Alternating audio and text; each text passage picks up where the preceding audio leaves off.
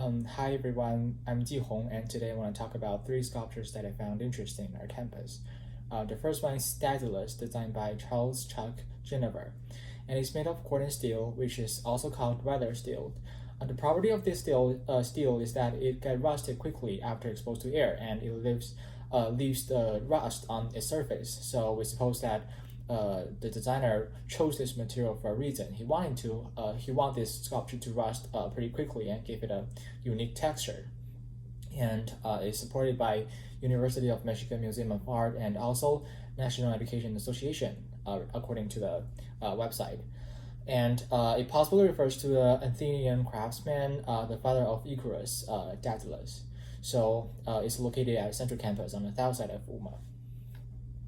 And if we look at it closely, the marks of the rust could be easily seen. So that gives it a pretty unique texture. And my personal interpretation of this sculpture is the wing that doesn't melt. So in the original story of Icarus and Daedalus, the wing made by Daedalus melted so that Icarus didn't make it, he didn't survive. So I think to make people remember this story, or in order to commemorate this craftsman, the artist, made this steel wing so that he made this story visible and also long lasting, and but it's also like related to this story because he didn't make this sculpture so perfect, but he chose like cordon steel so that as time passed by, this sculpture kind of like rusts. So it's related to the wing that melted in the original story. So it's not perfect. It's kind of like changing as time goes by.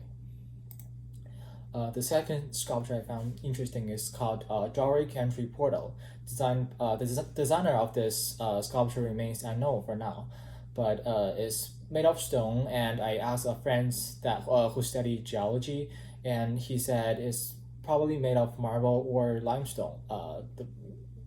Marble is the material that is the more likely material, but yeah. And it's acquired by Emile Lorch, who was our professor in the architecture department, and is gifted by Emery Clark from Detroit. And it used to be part of the Bank of Michigan, and I think it's the personal interest of Mr. Lorch, and maybe he likes it, so it doesn't have a very clear theme, I guess. And it's located at Central Campus on the south side of Lorch Hall, which is named after Emile Lorch. So my personal interpretation of this sculpture is the door to a wall. So to me, I think regret is one of the main tone of this sculpture, because first, although it's called a portal, but what's behind it is a wall, so that I think it symbolizes sometimes when you try to do something, you doesn't mean that you have to like end up well. Sometimes it doesn't. It ends up in a regretful way, but a lot of times we do have to try. And the second reason is it used to be part of a greater architecture, the Bank of Michigan, but now it's like standing behind a building, and not many people want to like kind of like visit it that often.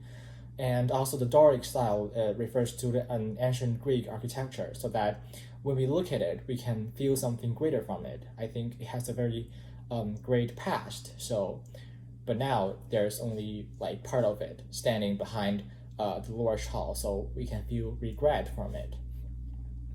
And these are two pictures of two detailed pictures I took, like what the surface of it and the back of it, because I feel like when people look at it, they really look at the front of it, but here's a picture of its back. And the last one is also my favorite, is Onus, designed by John Rush. We've talked about it in our class. It's made of bronze, given by a class of 1961. And as the name reveals, I think it might refers to the responsibility of our students, like what they should do in their future, I guess. and is located at Central Campus on the west side of Pierpont. So my personal interpretation of this work is kind of it gives a lot of space for imagination for the viewers, because when I first look at it, I didn't know the name of it. So only through its appearance, it reminds me of like ocean, of whales, and also the color is kind of green. So I'm thinking about something organic, I guess, something like creatures. But when I know this name, I kind of like, oh, this is a inorganic thing. This is like a hook or clip or something that represent their students' onus or responsibility. So that I think this is pretty interesting, because on many occasions the viewers have their own thoughts about a sculpture or like other like all artworks in general, and most of people, they won't read the descriptions or spend time digging into the backgrounds information of artworks.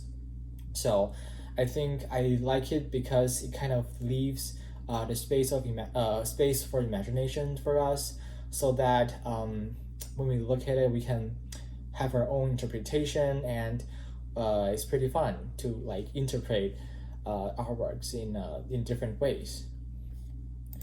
So finally, is the relationship with my work. So I think the thing I really learned from these three sculptures is that material really matter. When designing a sculpture, we have to decide what we want to what we want the sculpture to look after years. Not only you have to think about like how it looks right after it's made, but also like how it will look after so many years. Marbles, corn and steel, and bronze, which is the original material for these three sculpture, would change their appearance after exposed to natural environments, like when they contact with air, contact with water. So, but this kind of like the mark of time doesn't make it ugly, but gives the sculpture a very unique texture, so that sometimes I think time gives sculpture a really unique beauty, and it's also similar to wabi-sabi in Japan, which we talked about in 150. And the last page is me who visited these places. And that's all of my presentation. Thank you.